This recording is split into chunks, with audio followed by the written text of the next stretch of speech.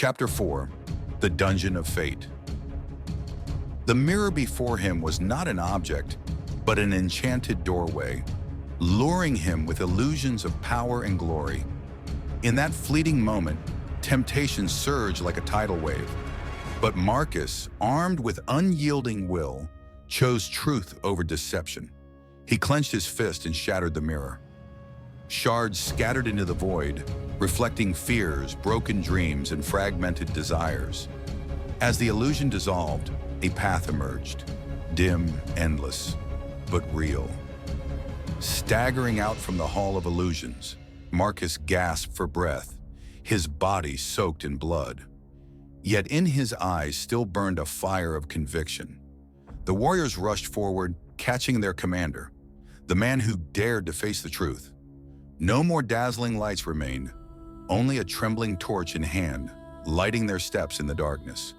But in that very darkness, they found what many had long forgotten: loyalty, sacrifice, and unwavering faith. Before them stood an ancient stone gate, cloaked in the dust of ages. Two towering pillars bore carvings of Saturnus, the god of time, watching silently like witnesses of generations past. Wind howled through the icy cracks, like whispers of thousands of unsent souls. This place was not just the boundary between life and death, but a crucible testing the true essence of a man. It is not the strongest who passes, but the one brave enough to face himself. From the abyssal depths of the dungeon emerged a blind figure. He was Costos Umbrae, the Keeper of Shadows. Though his eyes were sightless, they seemed to pierce straight into one's soul. His voice echoed like a call from antiquity. "You have arrived, Marcus, but do you dare to face your own fate?"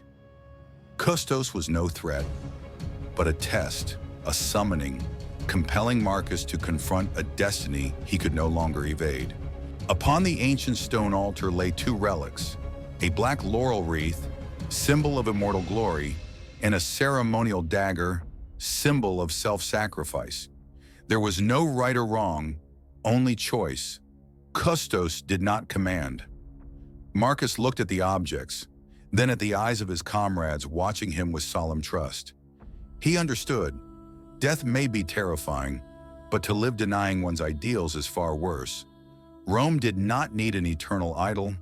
Rome needed a spark to be reborn.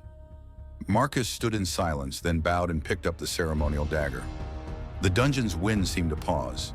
Each step toward the altar peeled away a layer of ego.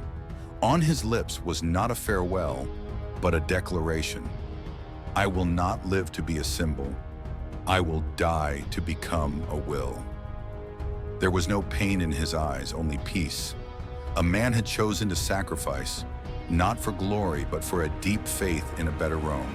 Custos began the ritual. Ancient words echoed through the chamber. Mysterious symbols appeared on the stone walls, glowing with invisible energy. Marcus pressed the blade to his chest without trembling. At its tip, a white light blazed like a fire, demanding total purification. The entire space became sacred. This was no longer a death, but a transformation into a timeless ideal.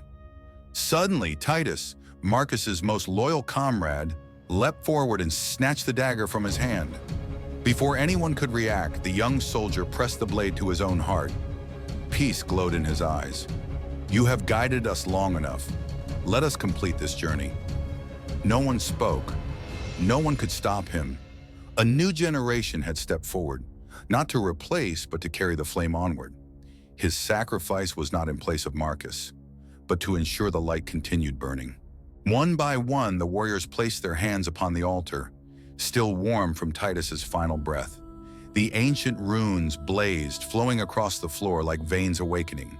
A deep rumble echoed from the earth's core. No one died. No one was bound. It was unity, faith, and brotherhood that shattered the ancient curse. Together, they had conquered darkness, not through blood, but through the highest form of spiritual offering. The stone gate slowly opened. The first light pierced the dungeon's darkness, illuminating every face.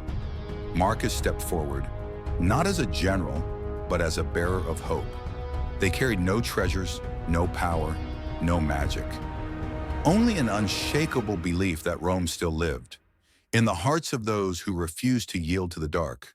And that was the beginning of a new era.